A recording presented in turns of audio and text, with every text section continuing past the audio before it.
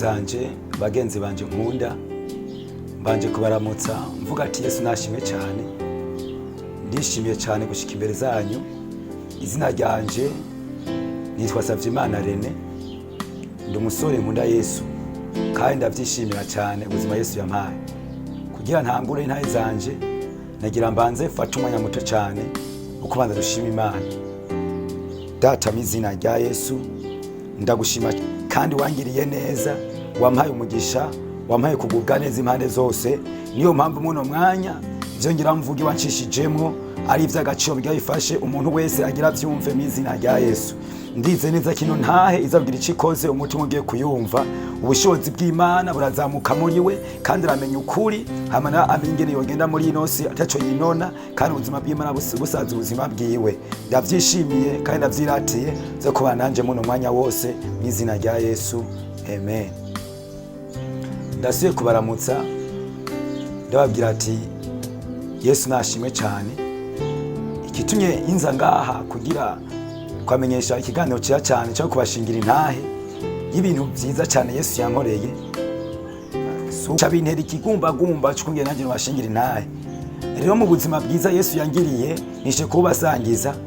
Muri make uvuga ati Savyimana Rene ninde? Uko Imana yanshije muri byinshi cyane, mugabo ikintu nshimikirako nuko nayimenye kandi nkayitahura mu byo nagenda camo byose. Ubu rero ikintu tumye inza kugadushangire iyi ntahe yanje nuko mu buzima nagenda camo bwose nabonye Imana ari ifise ko umugambi mwiza. Kugeza ubu ndavyishimira kuba mu mirimo nkora mino gihe jo mavuta ku mugaragaro nigisha abantu ubumenyi mu ijambo ry'Imana. Muri make cyo kuvuga ati ni dogiteri mu ijambo ry'Imana. Ivyo ndavyishimira cyane, suko navutse nduko, ariko nuko navutse nanje tacondi, ariko mugabo mu bimunzi Imana yacishijemo nagiye ndiga cyane yuko abaye ku buzima bwanje.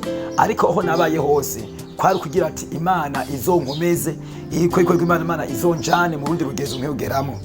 Rero nerandiriye muri meshi cyane, aho niho ndubu muri biri mu bikorwa by'ishengero. Ndashima Imana na ibintu byinshi nabikoze nkuko tugiye tubivugana muzogera mu byumva. Hari ntaye nyinshi cyane nzoga ndabashingira kandi zozobagirira akamaro mu buzima bwanyu. Ariko ngira mbere umwana mutoya cyane igihe kwera nkiri umwana mutoya, kuvuka kwanje wamengana ibintu bidashemeye ugerageje kuvyumva n'amaso yawe. Ariko mugabo byari ibintu by'agaciro cyane Imana yari yateguye kugira ngo kugira izo ntegurire y'ino mirimo myiza ziduhure n'abantu kana bwanda bafashe. Nanje ico gituma byatumye neza cyane nongera kuvuga ati kuvuka kwanje no tangira intahe yanje.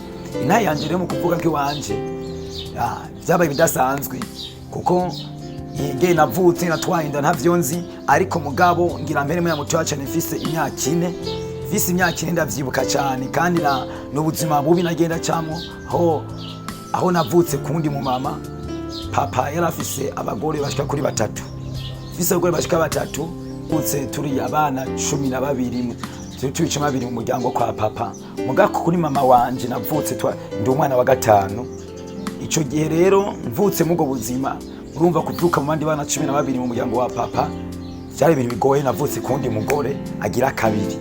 Ngore wa mbere wa papa yarari mu muryango, ariko nanje mvutse hanze. Hageze igihe mfise imyaka 4 rero mama arapfa. Apfuye ubuzima nangira kwa mu buzima bubi kuko byari ngombwa yuko nsubira kwa mu bana 10 mu bana bangaje vuga kuri papa. Ntivyari vyoroshe rero, naciye ntangira ubuzima bubi bwo kumererwa nabi, ubuzima bw'ubupfuvyi. Abantu bese tobewe usanga uri muhezo na mukaze bidakunda. Muri make cyane naciye ntangira kuba kwa sogo avyara mama, ko sogo mama avyara papa, avyara mama wanje yarapfuye. Ubwo buzima rero muka sogo acamfata nabi gose.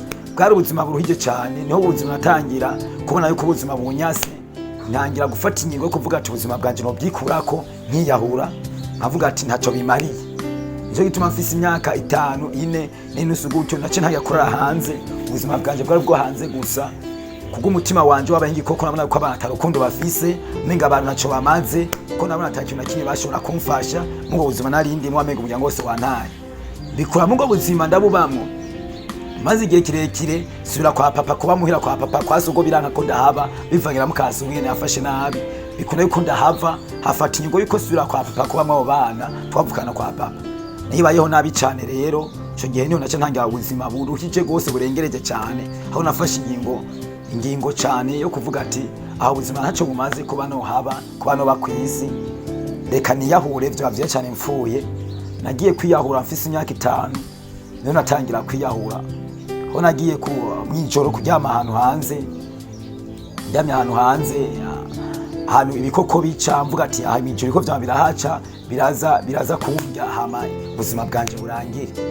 Maze mwico gihe ndaryama nari umwana muto cyane, imbeho nyene njyama hanze, nikanguye mijoro nsanga ibikoko byose binkikije, ibikoko byinshi, kuko hari igihe cy'ibikoko mbona ko birankikuje, mvuga ati ku bwanje buheze, aho ukoma induru navuze ati ubwo nivyo nshaka nyene yuko mpfa. Naciye ndyama mwico gihe ndasinzira, ndavuga ati nsanga napfuye. Itiro ryaraje ndasinzira, sinziriye nikanguye nsanga ndi muzima, nsanga abantu bankikuje ngaho hantu, nsanga babanje yuko vyari bihagaze ari abantu bankikuje bambwiye nasinziriye. Ico gihe nigitangaza ndiko ndaciyumvira kino gihe nigitangaza Imana yankoreye, kuko ntari gupfa, ntaco nari guhera, ariko mugabo vyonse ndiko nebera ku bugombe bw'Imana, n'Imana yanzigamye. Nta nguvu mwico gihe nabishiramo, ariko n'Imana yagiye inzigama kugira ndengane mwico gihe. Ico ni gihe cyambe nasanye ko nako ubuzima menga nashaka kubwikura, ntazi icari ico, ntazi ubuzima icari ico.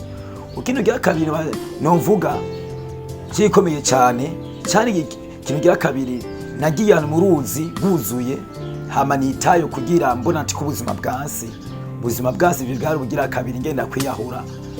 Ubuzima bwira kabiri niyahuye ico gihe byari bigoye cyane, nari mbonye kumuhira kwa papa vyase, narameje n'ubundi gupfa. Ubuzima bwanje bwari bigihe igihe biranka biraba nabi, ariko mugabo mbitamo igihe cyo kuba no kwiyahura bikamva, ubuzima bukarangira. Niteye mu ruzi guzuye, rugarura kombe nkombe, je na stozi natiteye mu ruzi, ariko nisanze yamye ku nkombe yo hakurya. Zari ku nkombe yo hakurya rero, ico gihe cyari bigira kabiri ubuzima bwanje mbona ko bwansi. Ariko cyo nari umwana, nari muto cyane, nta ngupfu nari ifise, nari umuntu nyene ubona wo gupfa nyene, umuntu amenga yopfa mugabo kubwo ubuzima nimbaye mu kutajya kudafungura, byose byari numva ntivyakunda.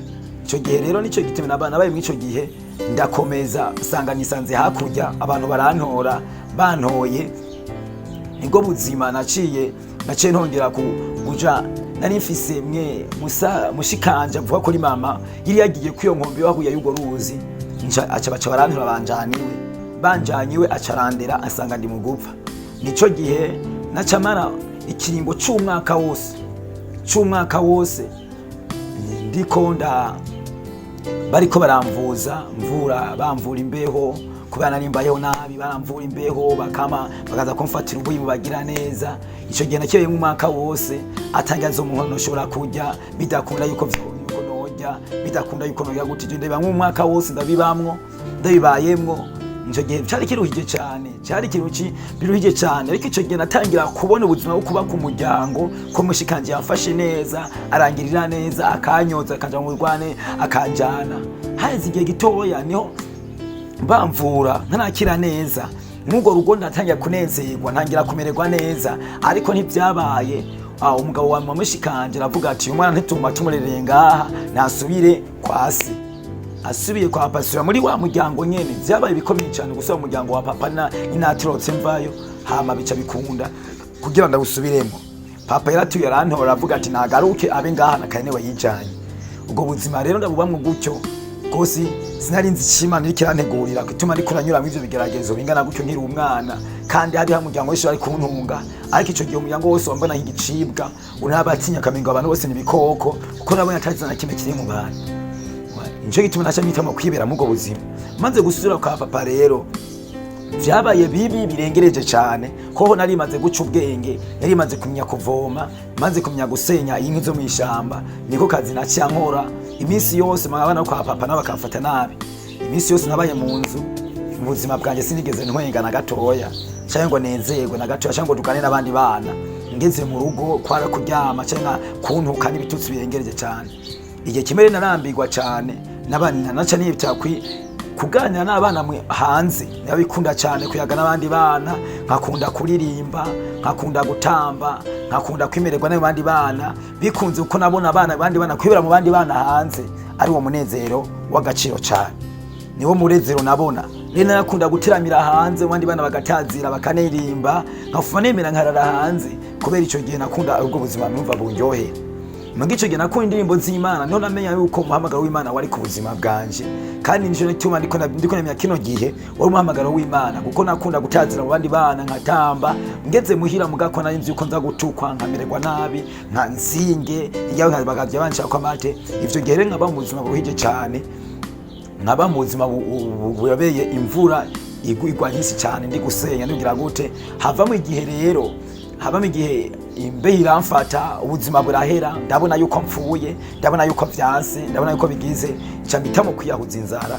Ndavuga ati inzara niyo yofata kunyica.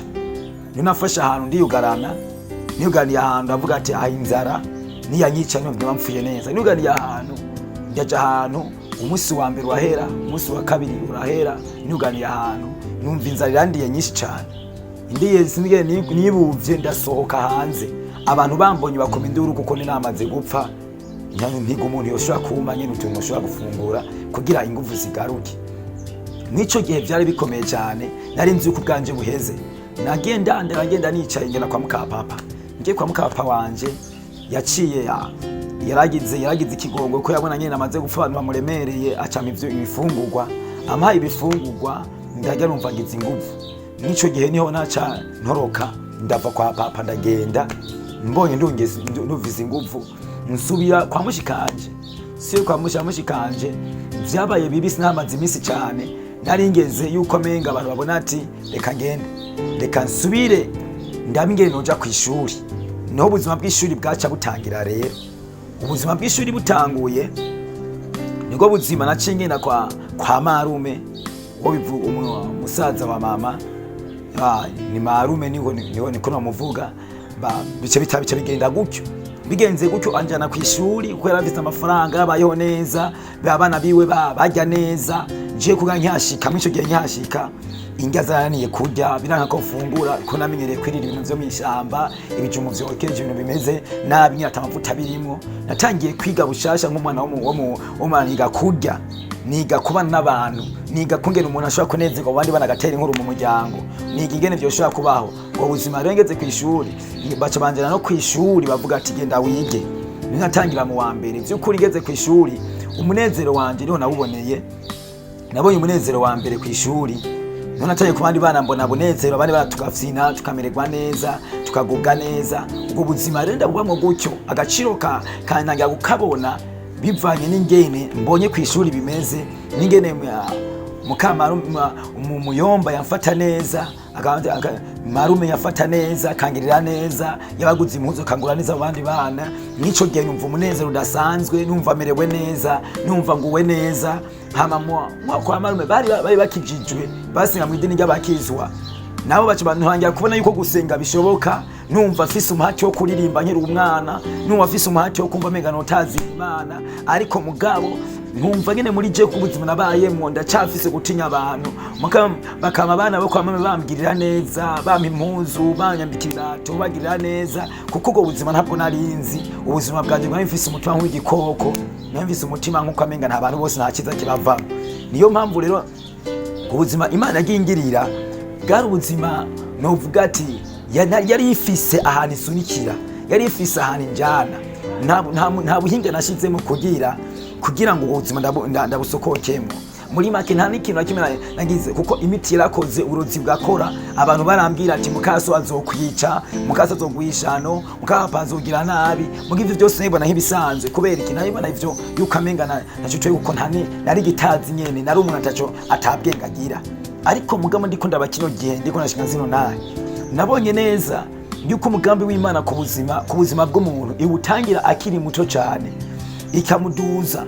Naho umuntu aca mu bikomeye ukamuna akamererwa nabi agacumukura. Namenye neza yuko ubuzima bw'umuntu buca ahantu hakomeye cyane, ubwira Imana izomukoresha ibikomeye. Imana itagushije ahantu hakomakomeye, ntabwo kugera ukora ibikomeye cyane. Kubwiwe ndiko ndabiraba kino gihe ndatwenga, nkanezerwa, nkumva n'umunezero w'ibituma nabicishemo, bigatuma shima Imana. Kungera Imana ndokwe nkiri muto cyane, umuntu afise imyaka 4, umuntu afise imyaka iyo nta kintu kimwe barigezako. Aba ari umwana akiri muto cyane, abakwiye kuregwa, abakwiye kozwa, bakwiye kumera gute, nico gihe rero nico gituma umutima wanje nta munezero wo mu buto nabonye, nta munezero wo mu buntu nabonye, byose nagiye kubibona menga ntaco bimaze. Umunezero w'ubwana nta wenzi, ariko mugabo ineza y'Imana yanzigamye muri ico gihe iratuma ubu kino gihe ndiko ndavyumvira ko nishima, nkashima Imana, nkanezerwa cyane Imana, nkishimira Imana, nkumva umunezero w'ijambo ry'Imana waguye ku buzima bwanje, nkafata inenza cyane yo kubibwira abandi, nkamenya ati nkabwira ati buryo ubuzima bwose umuntu aba ariko aracamwo ntabwo ari Imana yamutaye, kandi Imana igufise ko umugambi iragucisha ahantu hakomeye kugira ubuzima bwawe uzoshingira intahe abandi, kugira babone aho Imana igucisha kugira ukora ibikomeye.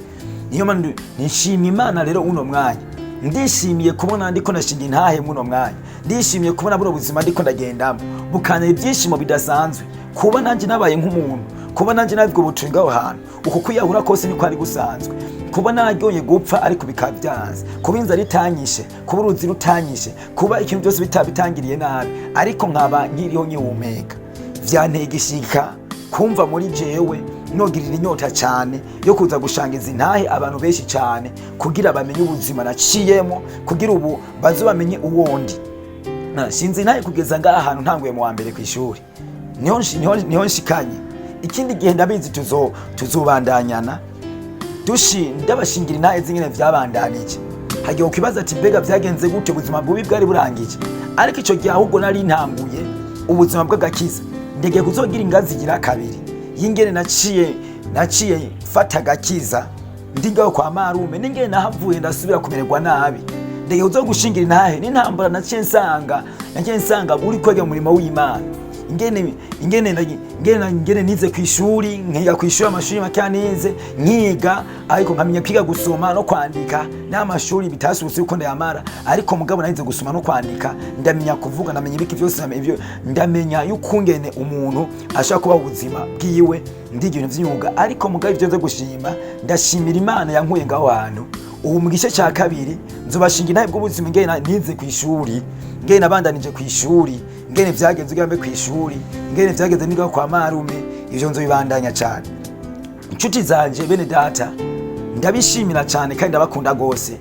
Ubuzima bwanje bwabaye budasanzwe, bwabaye ubukomeye, ariko mugabo ndiko ndarimbura kino gihe nta kibi novuga ko naciyemo, kubera igitangiro naciyemo naciye nsanga Imana ariko irantegura kugira nzohure n'ibintu byinshi cyane, nzobogora abantu benshi cyane ku nzira yanjye. Hari abantu benshi cyane duhura nabo bagenda bafashwa n'intahe yanje, nawe niwakurikirana intahe yanje ndabizi igihe ugufasha ibintu byinshi cyane, aho agakiza kawe nzokazamura, agakiza kawe nzogashikana kuri rugezo, nzoshikana agakiza kawe ndabigutuma nawe aho uri kuraca urema cyane, uvuga ati by'ukuri kataki bikiri imbere zawe.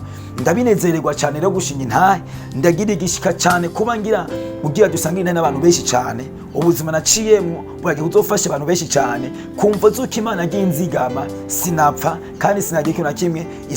Abantu babarandoze kapa bakoze bikomeye cyane, abene wacu bakoze bikomeye cyane, vyose nzobashingira intahe vy'ingene twage tumeranira nabo kugeza ino saha ingene tumeraniye, no kugeza ino saha uwondiwe, kugeza ino saha nivyo ndiko ndakora, aho nca hose ndiko ndafasha abantu byose nzobashikiriza, kugira wumve naho wo buri ahantu habi. Ntabwo Imana igucisha ahantu ngo nuko ikwanga. Umuvyeyi ntabagukangiriye, ntabagomba kukwanga, ariko abagomba aguheza ubujuju, abagomba kugira uhere ubujuju agushikane kurundi rugezo.